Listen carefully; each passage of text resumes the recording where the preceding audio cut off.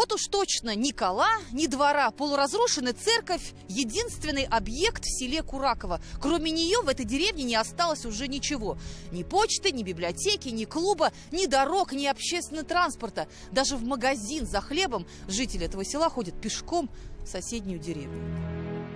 Покосившиеся ряды почтовых ящиков на некогда центральной улице села, несомненно, безмолвные свидетели его благополучного прошлого, от которого не осталось ровным счетом ничего.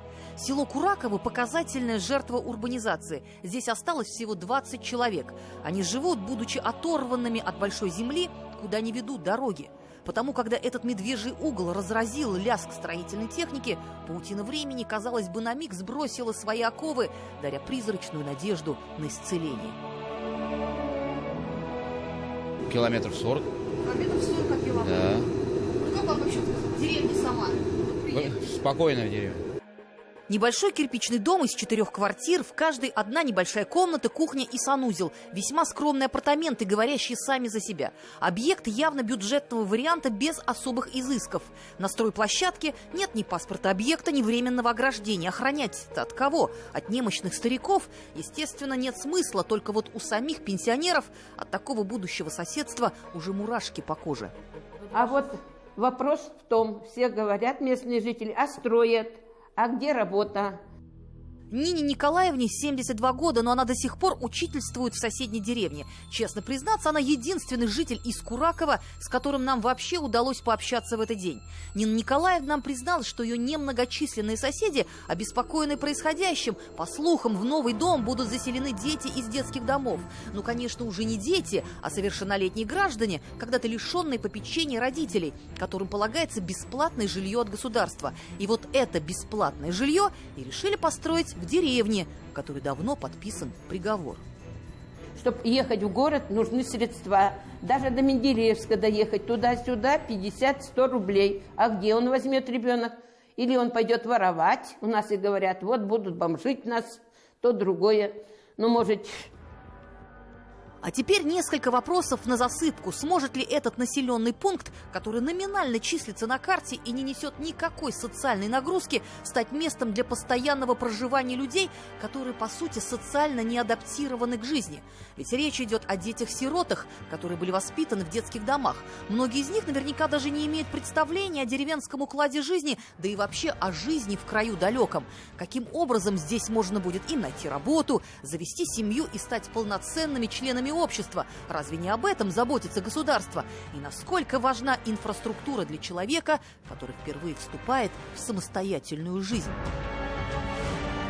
Как и всем, что нужно. Это и магазин должен быть, это и учебное заведение должно быть, да, образовательное, то есть и детский сад, и школа, и так далее. Ну, как бы оно все равно не вдалеке, не так, чтобы это можно было ездить.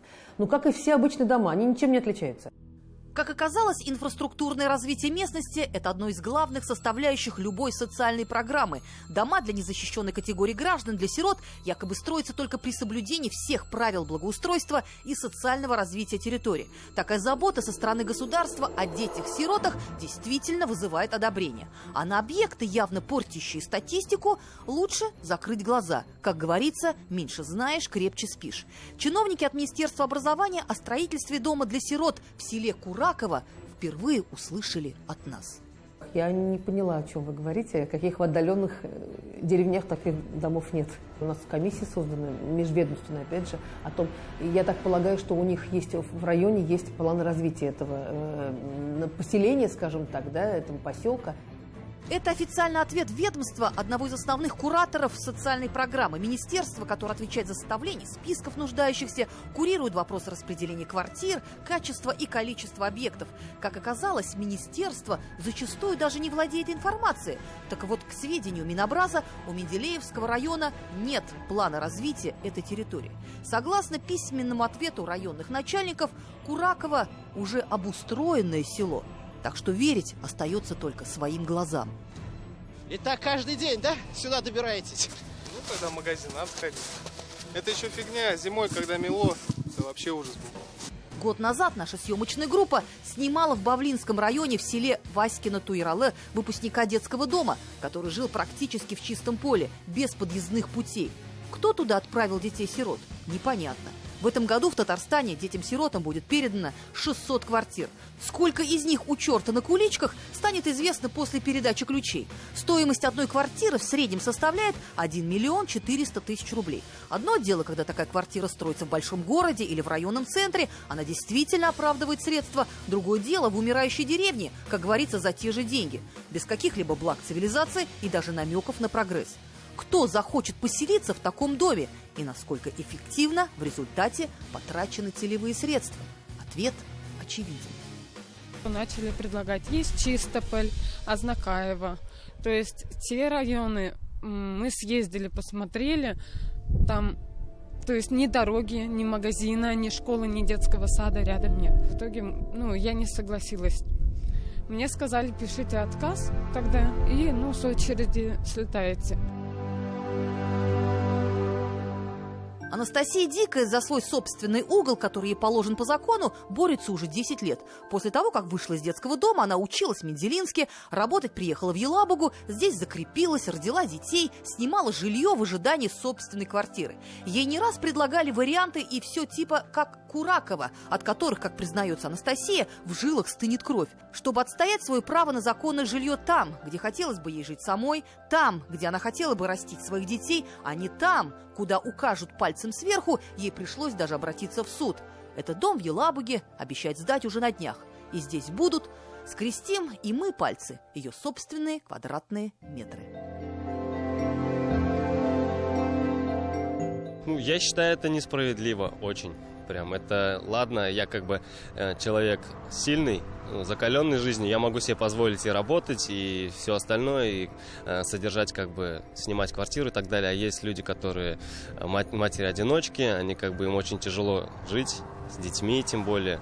Вот это очень плохо, то, что у нас так государство так делает. В своей очереди на получение жилья в Татарстане ожидает 1500 человек. Период ожидания для некоторых растягивается на долгие годы. И зачастую, казалось бы, такое долгожданное и заветное жилье становится поводом не ликования, а разочарования, которое приводит к состоянию отчаяния и безысходности. Не спрашивая этих детей, мы их поселяем в эти домики. То есть они прожили у нас какое-то время по воле своей судьбы в домах, которые находятся для детей-сирот. И сейчас, опять-таки, когда он вступает в новую жизнь, мы опять берем и поселяем его в эти дома, не спрашивая его мнения, хочет он там жить или не хочет, комфортно там ему будет, некомфортно. Так начинает он свою судьбу. Мы считаем, что можно самим детям предоставить, как заказчикам, выбирать жилье, где они хотели бы жить. По словам общественников, от того, в какие условия попадет ребенок, у которого не было семьи, у которого не было и никогда не будет поддержки и защиты родных людей, зависит многое. Сама государственная система социальной помощи, если уж она взяла на себя такое бремя, должна быть максимально открытой для тех, кто с детства верил ей свою судьбу. Эльзира Юзаева, Андрей Кузьмин и Андрей Мохов. 7 дней.